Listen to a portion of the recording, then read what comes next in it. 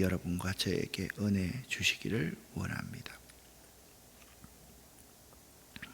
4장부터 7장까지는요, 예루살렘의 멸망에 대해서 4장, 5장은 상징적으로 말을 했고요. 그 다음에 6장, 7장은 설교를 통해서 말을 했습니다. 에스겔서 8장부터 11장까지는 에스겔 선지자가 환상을 통하여 유다가 심판을 당하게 될 것을 보고서 증거하는 내용입니다. 그러니까 여기의 내용은 환상의 내용이 무엇인가를 우리가 알아야 한다라는 것입니다. 그 환상을 통해서 유다가 심판될 것이다. 이 사실을 에스겔이 먼저 자기 눈으로 보고 증거하는 내용이라는 겁니다. 특히 오늘 읽은 8장은 유다가 심판받을 수밖에 없는 원인을 기록하고 있습니다. 그것은 그들의 우상 숭배 때문이었습니다. 자, 에스겔서 7장까지 해서 산들에게 대해서도 예언을 했습니다. 그 산은 어떤 상징적인 의미가 있었는가? 산에서 이들이 우상을 숭배했다라고 말하고 있습니다. 오늘 8장을 쭉 보면서 우상 숭배의 원인이 우상 숭배가 심판의 원인이었다. 이 점을 생각을 하고 8장에 들어갈 수 있어야만 됩니다. 이들이 우상을 숭배했던 그 행위는 더욱더 가증한 것으로서 하나님께서 그의 거룩한 이름을 두시고 그의 백성을 만나려고 허락하신 성전에서까지 행해지고 있었다라는 것이 문제입니다. 성전에서 하나님을 가장 가까이서 섬겨야 할 대제사장들과 24 장로들이 우상을 숭배하더라라는 겁니다. 좀 이제 확장해서 나가면 오늘날 하나님의 교회에서 목사와 장로들, 권사들, 안수집사들이 하나님을 섬기지 않고 자기 나름대로 하나님보다 더 사랑하는 것을 두고 그것을 섬기고 있다라고 적용해 볼 수도 있을 것입니다. 에스겔이 8장에서 예루살렘 성전에서 행해지는 우상 숭배의 환상을 본 때는 언젠자 여호야긴 왕이 사로잡힌 지 제6년 6개월 닷새가 지난 때였다. 자, 1절부터 4절까지 에스겔의 집에서 불의 형상으로 나타나신 하나님의 형상, 환상입니다. 여섯째 해, 여섯째 달 초닷새에 나는 집에 앉아 있었는데 유다의 장로들은 내가 앉아 있는 집 내 앞에 다 앉아 있었다. 그러니까 여기 이제 에스겔이 앉아 있었고 유다의 장로들이 내 앞에 앉아 있는데 주 여호와의 권능이 거기에서 내게로 내리셨다. 또 3절 말씀을 보니까 주의 영이 나를 들어 천지 사이로 올리시고 하나님의 환상 가운데 나를 이끌었다. 그때 내가 보니 불같은 형상이 있었는데 그 허리 아래의 모양은 불과 같고 허리 위에는 광채가 나서 단새와 같았다. 그렇게 말씀하고 있습니다. 그리고 4절 말씀을 보니까 이스라엘 하나님의 영광이 거기 있는데 내가 들에서 본 모습과 똑같더라. 그렇게 말씀하고 있는 것입니다. 에스겔이 본 불같은 형상은 허리 이하의 모습 모양은 불같고 허리 이상은 광채가 나서 달아있는 쇠 같은 모습이었습니다. 이 모양은 하나님의 모습을 상징하고 있습니다. 하나님께서 에스겔 앞에 이런 심판자의 모습으로 나타나신 이유는 당시 유다 백성들의 여러 크고 가증한 행위들, 곧 우상을 숭배하는 죄악들에 대한 하나님의 진노를 표시하기 위함이었다. 1절부터 4절까지의 내용은 하나님께서 우상 숭배에 대해서 진노를 표하기 위함의 내용이었다. 자, 에스겔이 자기 집에 앉아 있는데 에스겔 앞에는 24 장로들이 앉아 있을 때 하나님께서 이런 불같은 형상으로 나타나셨습니다. 그런데 이 불같은 형상으로 나타나 있는 하나님이 투기를 하시는 것입니다. 질투를 하는 것입니다. 자, 5절 말씀, 6절 말씀 함께 읽어보겠습니다. 그가 내게 이르시되 인자야 이제 너는 눈을 들어 북쪽을 바라보라 하시기로 내가 눈을 들어 북쪽을 바라보니 제단문 어기 북쪽에 그 질투의 우상이 있더라. 그가 또 내게 이르시되 인자야 이스라엘 족속이 행하는 일을 보느냐 그들이 여기에서 크게 가증한 일을 행하여 나로 내 성소를 멀리 떠나게 하느니라. 너는 다시 다른 큰 가증한 일을 보리라 하시더라. 아멘. 성전 안에 있는 이 투기의 우상은요, 본래 므낫세 왕이 예루살렘 성전 안 제단문 어기 북편에 세운 바알 우상을 비롯한 많은 우상들을 가리킵니다. 그러니까 아직까지도 예루살렘 성전 안에 바알 우상 등 많은 우상이 놓여져 있었던 게입니다. 참 황당하잖아요. 그때의 그 성전과 오늘날 교회를 동일시하기는 어렵습니다. 사실 왜냐하면 예수님께서 이 땅에 오셔서 십자가의 달림으로 말미암아서 이 성소의 시대, 제단에서 하나님 앞에 예물을 불을 태워 드리는 그런 시대는 이제 끝났거든요.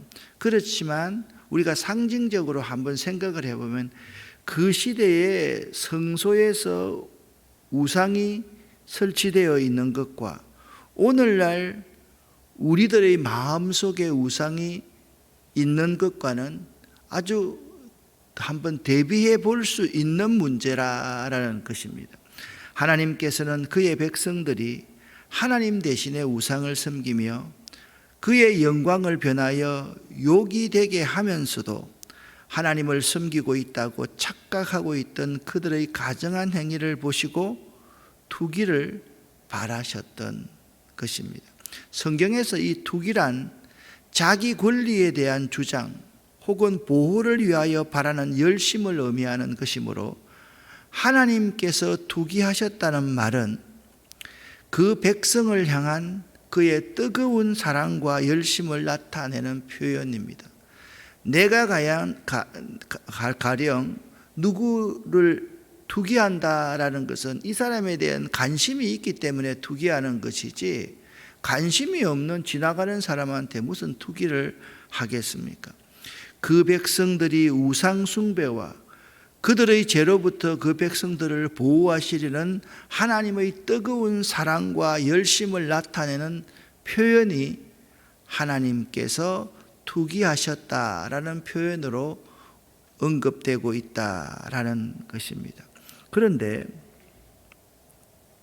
이 우상을 섬기는 사람들이 이런 사람이다라고 말씀을 하고 있습니다. 7절부터 13절 좀 길지만 읽어보겠습니다. 그가 나를 이끌고 뜰문에 이르시기로 내가 본적 담에 구멍이 있더라. 그가 내게 이르시되 인자야 너는 이 담을 헐라 하시기로 내가 그 담을 허니 한 문이 있더라.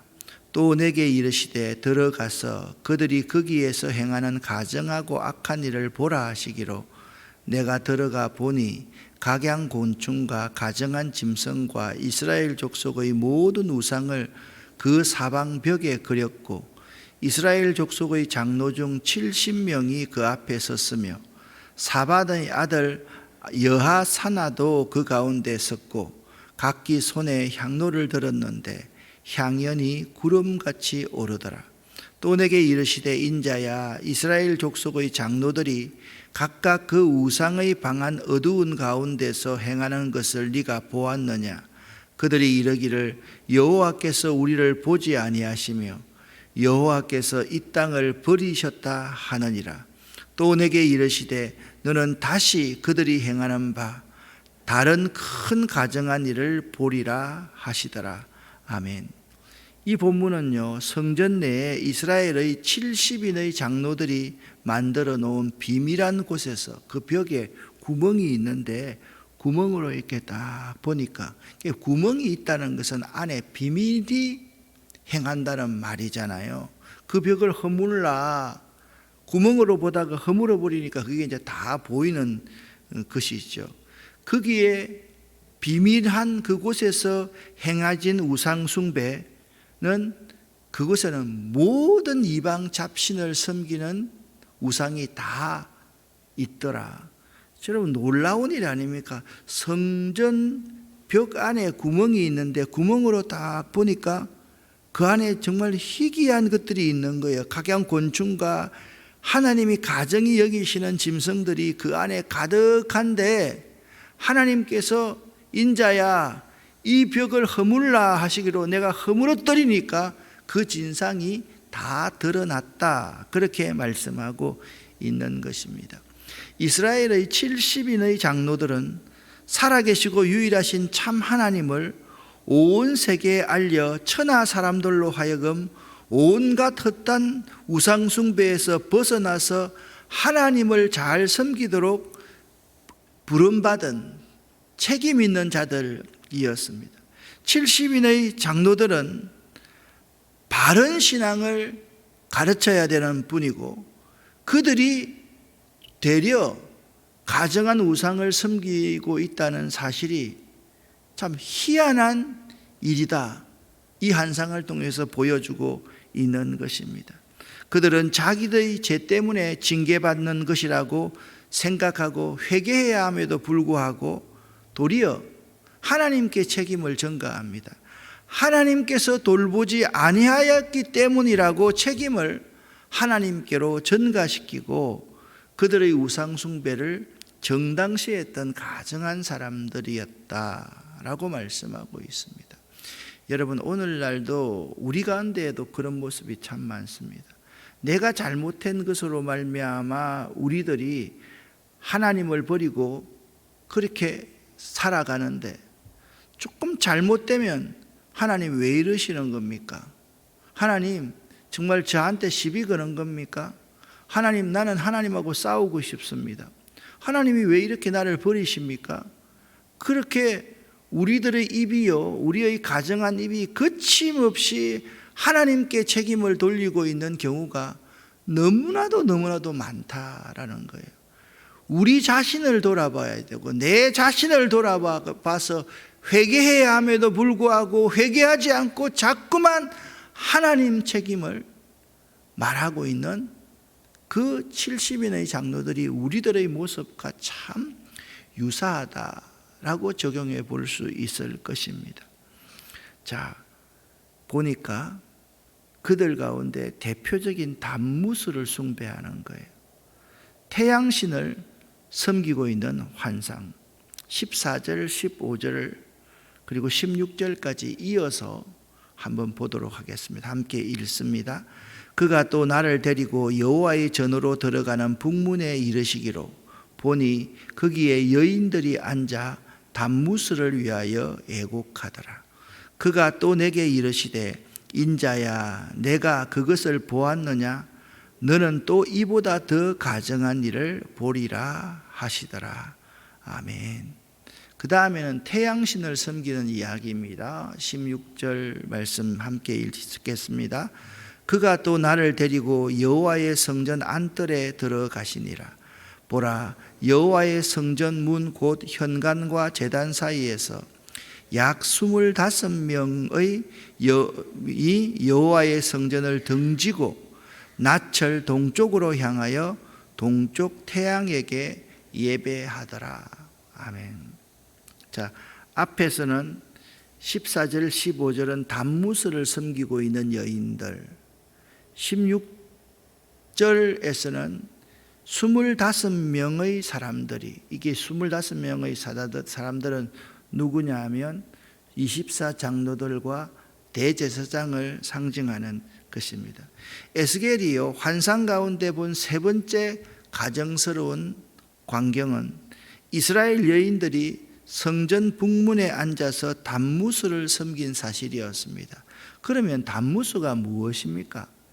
단무스란 고대 바벨론 시대부터 숭배된 남신으로서 바벨론 아수르의 여신 이슈타르와 함께 생산의 신으로 숭배되었습니다. 그러니까 그 시대에 모든 성직자들과 요즘 말하면 항존직들이 삶을 살아가면서 성적인 그러한 여러 가지 범죄를 범하면서도 뻔뻔하게 이 자리에 앉아 있는 그런 모습을 상징한다라고 볼 수가 있고, 그들이 모든 태양신을 섬기고 있는 거예요.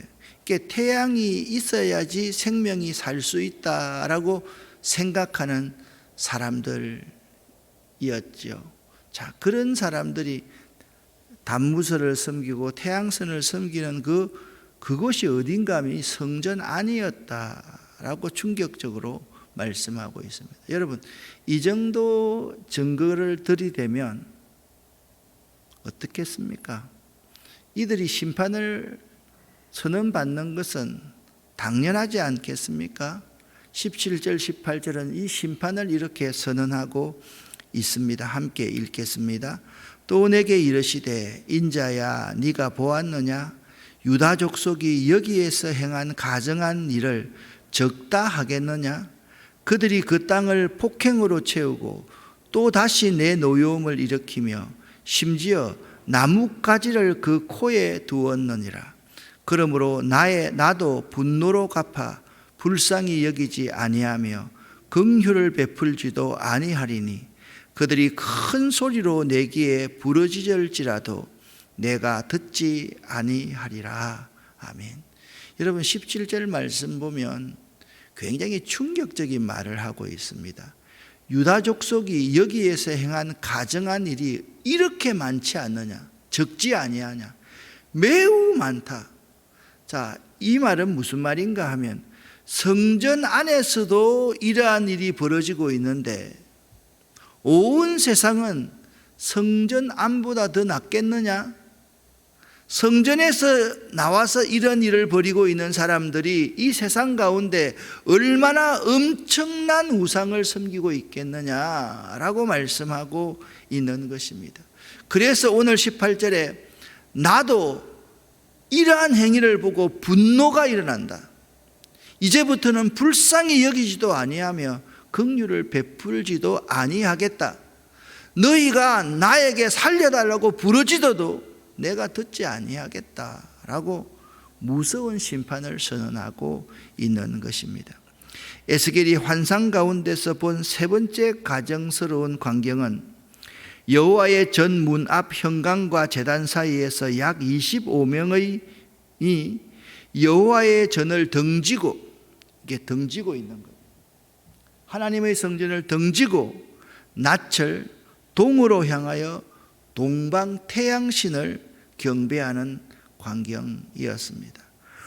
태양 숭배는요, 고대 바벨론과 아수르, 애굽 등에서 성행하던 우상 숭배로서 유다에서는 특별히 악한 왕 므낫세 왕 때부터 성행하여서 예루살렘이 멸망하기까지도 계속되었던 우상이었습니다. 여러분, 여기 25인은 말씀드렸듯이 24반열의 제사장과 대제사장을 합한 숫자라고 일반적으로 해석할 수가 있을 것입니다. 여러분, 이들이요, 그러니까 제사장과 제사장들이, 그냥 모든 제사장들이 성전을 등지고 있었다. 이 말은 뭐냐면 하나님을 등지고 있었다는 거예요. 자기 소견의 옳은 대로 살았다라는 거예요. 모든 결정을 하고 모든 일을 행함에 있어서 하나님은 안중에도 없었다. 그 말을 등지고 있었고 그의 눈빛은 동쪽 태양을 향하고 있었다. 그러니까 하나님을 바라보고 있는 것, 그게 전혀 아니다라고 말씀하고 있습니다. 이들이 여호와의 전을 등지고 있는 모습은 그들이 마음으로부터 하나님을 등지고 있었다는 사실을 상징하는 것입니다. 사랑하는 성도 여러분, 에스겔서를 쭉 강의하면서 제가 느끼는 것은 새벽부터 참 어두운 말씀이다, 힘든 말씀이다 라는 생각이 들지 않을 수가 없습니다. 그렇지만 이 새벽에 우리가 이 십자가 앞에 엎드려서 우리 자신의 모습을 적나라하게 이렇게 보지 못한다면, 우리가 정말 하나님 앞에 십자가 앞에서 회개의 눈물을 흘리지 아니하고 부르짖지 아니한다고 하면, 이 하나님의 성소, 하나님의 성전이라는 곳에서까지 이런 모습이라고 한다면, 하나님을 등지고 있고 태양을 향한다는 것은 사실 세상을 향한다는 거죠. 세상의 성공의 모든 것들이 이 교회 내에서 판을 치고 있는 현실이라고 한다면, 정말 우리가 십자가 앞에서 기도해야 되지 않겠습니까? 생각해 보십시오. 24반열의 대표자와 대제사장이 우상을 숭배하다니 이게 말이 됩니까? 그런데 말이 안 되는데 그것이 현실이더라 라고 말씀하고 있습니다. 여러분의 마음속에 정말 하나님이 여러분 인생의 주인입니까? 아니면 내가 내 인생의 주인입니까? 하나님이 내 인생의 주인이 아니라고 하면 우리는 하나님을 등지고 있는 왕 같은 제사장들이고, 우리는 낯을 여호와 하나님을 향하여 들어야만 할 터인데, 태양신 이 세상을 향해서 낯을 들고 있는 사람과 진배 없다, 그렇게 오늘 우리에게 도전하고 있습니다. 사랑하는 성도 여러분, 에스겔 8장을 통하여 살펴본 이 말도 안 되는 모든 우상 숭배, 다시 한번 앞으로 가본다면, 하나님이 에스겔을 데리고 성전에 갑니다. 성전 벽을 보니까 요만한 구멍이 나 있는 거예요. 구멍 속으로 한번 쫙 들어보니까 참 가정한 곤충들과 짐승들이 있는 거예요. 저게 뭐지? 하고 있을 때 하나님께서 에스겔에게, 인자야, 그 벽을 허물어라. 더 이상 그 가증한 우상을 섬기는 그러한 일들이 100일 하에 감추어지지 않고 100일 하에 드러났는데, 놀라 자빠질 수밖에 없는 사실은 그곳에 있는 모든 사람들이 하나님을 잘 섬기도록 백성을 인도해야 될 사람이고, 백성과 하나님 사이를 연결해 줘야 될 사람들인데, 그들이 그러한 가증한 우상을 섬겼다. 하나님께서 분노하시지 않겠습니까? 하나님께서 질투하시지 아니하시겠습니까? 이런 가증한 일들, 도무지 있을 수 없는 일들이 오늘날 우리 주변에서 일어나고 있다라고 한다면 그것이 세상 사람들의 책임이겠습니까? 저는 오늘 본문 말씀을 참 이해 안 되는 4가지의 이 환상을 보면서, 하나님께서 이 세상을 심판하는 것은, 잘 들으십시오, 세상 사람들의 죄악 때문에 이 세상을 심판하는 것이 아니라 성소 안에 있는, 성전 안에 있는, 그리스도 안에 있는 우리들 한 사람 한 사람이 우상을 숭배하기 때문에 이 세상을 심판하시는 것이다. 그 사실을 느낄 수가 있었습니다. 세상 때문에, 우리는 세상의 악함 때문에 하나님이 이 세상을 심판하실 거다라고 지금까지 믿어왔는데, 그 원인이 그게 아니더라는 거예요. 우리들 때문이라는 거예요. 나 때문이라는 거예요. 우리 믿는 자들 때문이라는 거예요. 이 사실을 여러분과 제가 오늘 새벽에 나의 신앙으로 고백할 수 있어야만 합니다. 도무지 있을 수 없는 일들이 우리 믿는 사람들 사이에서 일어납니다. 서로 미워하고 증오하고, 교회에 나와서도 서로가 서로의 얼굴을 보지 아니하려고 하고, 세상 사람들은 있잖아요, 막걸리 한 잔 먹고 소주 한 잔 먹고 있잖아요. 맥주 한 잔 마시면서 둘둘 다 털어버리는데, 우리는 계속해서 속에서 두면서 하나님의 사랑과 긍휼을, 은혜를 입은 그것은 어디 가고, 전부 다 내 속에서 나오는 분노, 인간적인 생각들, 태양신을 섬기듯이 세상을 향하고 갈망하는 그러한 마음들만 많이 있어서는 안 되겠다. 오늘 이 새벽에 우리가 하나님 앞에 진실되게 회개하는 시간, 오늘 하루가 그러한 시간이 될 수 있기를 예수 이름으로 간절히 축원합니다. 기도하겠습니다. 살아계신 아버지 하나님, 이러한 무거운 회개의 시간, 그런데 이 회개를 이제 극복해 나갈 때 우리에게 하나님의 새로운 기회가 주어지리라 확신합니다. 이 십자가 앞에서, 이 성전에서 우리의 모습을 바로 세울 수 있도록 도와주시옵소서. 우리의 눈이 하나님만 바라볼 수 있게 도와주시고, 우리의 삶의 주인이 오직 하나님일 수 있기를 원합니다. 하나님, 이 시간 그렇게 살기로 결단하는 우리 모두에게 은혜와 긍휼을 다시 한번 베풀어 주시옵소서. 오늘 이 새벽에 기도하는 우리 모두를 하나님 축복하여 주시옵소서. 예수 그리스도의 이름으로 축복하옵고 감사드리며 간절히 기도드립니다. 아멘.